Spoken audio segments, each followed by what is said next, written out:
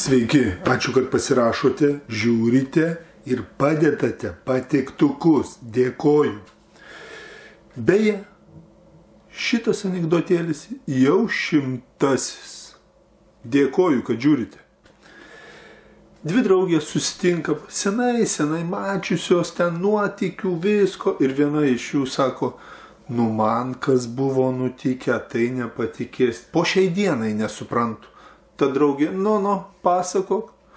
Vakare, sako, sėdžiu aš namie, skambutis į duris. Aš atidarau, vyras toks didelis, aukštas, stambus. Sako, ar vyras jūsų namie? Ta sako, ne, jis mane už kupros į miegamąjį nurengė, dulkino ilgai, sako, 1 valandų, kol atsigavau. Jis sako, apsirengė ir išėjo.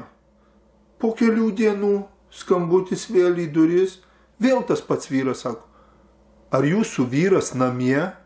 Sako, ne, vėl jis mane į miegamąjį nurengė, išdulkino ir išėjo. Po kelių dienų vėl skambutis, atidaro, vyras namie? Ne. Ir vėl į miegamąjį nurengė, išdulkino viską. Sako, po šiai dienai nesuprantu. Sako, ko tu nesupranti? Ko jam reikėjo iš mano to vyro?